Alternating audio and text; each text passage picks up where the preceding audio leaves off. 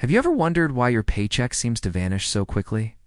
Why do groceries, rent, and energy bills rise faster than your income? The struggle is not new, and great thinkers have wrestled with it for centuries. In the 18th century, the Scottish economist Adam Smith walked through the bustling markets of Edinburgh and Glasgow. He noticed that workers worried less about the coins in their pocket than about whether those coins could buy bread, meat, and fuel for survival. Smith made a distinction between nominal wages and real wages.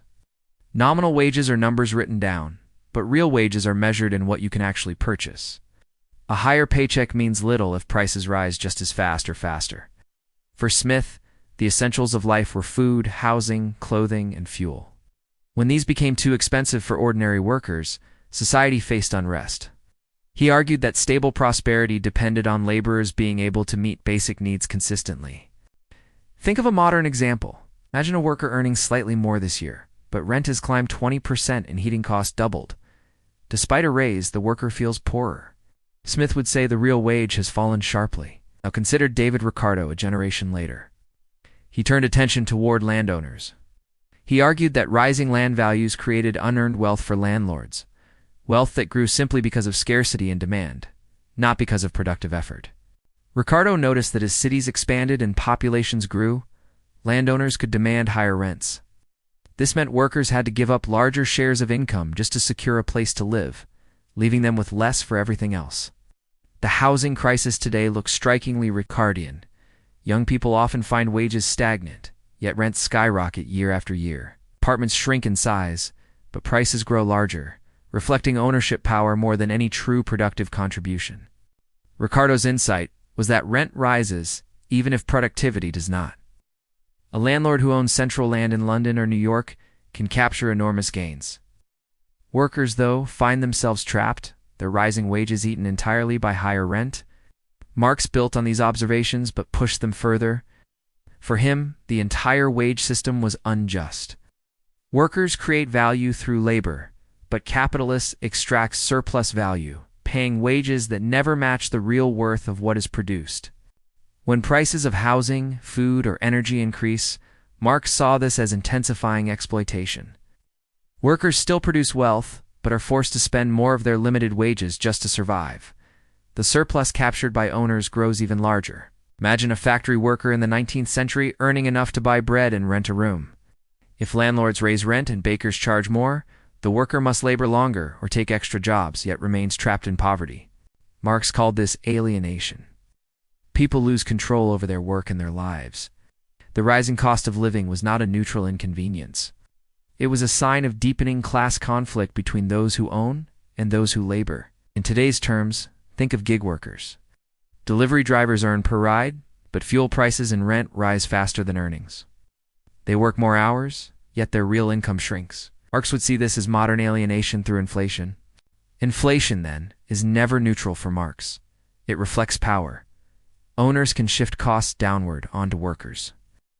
The system reproduces inequality by ensuring that real wages decline, even while productivity and the entire wealth increase at the national level. These classical economists gave us foundations. Smith warned about real wages. Ricardo showed rent extraction. Marx revealed systemic exploitation. But what does justice require in the modern world when prices and wages diverge? That is where John Rawls enters. Rawls asked us to imagine designing society from behind a veil of ignorance. You do not know if you will be rich or poor, landlord or tenant, banker or laborer. From this neutral standpoint, what rules would you choose? Most people, Rawls argued, would design protections for the least advantaged, since anyone might end up in that position. This principle of fairness means policies should reduce the burden of rising costs on those least able to absorb them. Consider inflation in housing. A wealthy landlord facing higher maintenance costs can raise rents and protect profit. A low-income renter cannot do the same. From Rawls' perspective, fairness requires institutions that shield the vulnerable from such disproportionate harm. Take energy prices as another example. A wealthy family may simply pay higher utility bills without major sacrifice. A poor household may have to choose between heating and food. Justice, Rawls argued, demands that society design systems to protect them. Rawls' difference principle states that inequalities are acceptable only if they benefit the least advantaged. Rising costs that enrich property owners while leaving workers poorer fail this test. They reveal unfair structures that society should not simply accept. Think again of groceries. If inflation allows large retailers to pass on costs to consumers, the wealthy adjust without difficulty. But low-income families cut meals, rely on food banks, or fall into debt. Justice, Rawls would insist, has been violated. For Rawls, taxation and redistribution are not theft but tools of fairness. Higher taxes on the wealthy or subsidies for housing and energy can be justified because they protect the dignity and survival of those who suffer most from inflation. Imagine designing rules for a society without knowing if you will be born into poverty or wealth. Would you want protections against spiraling rent, food insecurity, or unaffordable heating? Rawls believed rational people would answer yes every time. Connecting back, Smith wanted workers to meet basic needs. Ricardo showed how rent devours wages. Marx revealed systemic exploitation. And Rawls urged fairness to protect the least advantaged. Together, they form a powerful lens on today's cost of living crisis. Their combined message is clear. Inflation is not only about numbers or economic charts. It's about who bears the burden, who captures the gains, and whether the rules of society uphold dignity and fairness for ordinary people. Think of our time. Wages may rise slightly, yet rent absorbs half. Food prices consume another quarter, and energy bills rise unpredictably. The remaining fraction cannot cover education, healthcare, or savings. This is the lived reality of diminished capability. When the cost of living spirals, it is not just economic discomfort. It shapes opportunity, dignity, and stability. Societies face unrest when large groups feel locked out of basic security.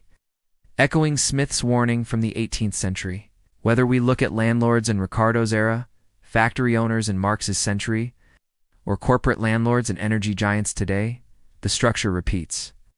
Rising costs fall hardest on workers, while ownership captures gains without creating corresponding value. To understand inflation and real wages, we need more than charts. We need moral reflection. Smith, Ricardo, Marx, and Rawls remind us that fairness, survival, and dignity must guide economic choices, not just abstract figures or technical debates. In the end, an economy's true worth isn't measured by charts or growth rates, but by whether people can afford a life of dignity where effort brings security, economic freedom, and hope feels within reach for all. If you found these insights useful, please support the channel with hitting a like, subscribe for more philosophy and economics explained, and share this video so others can join the conversation about justice, wages, and the cost of living.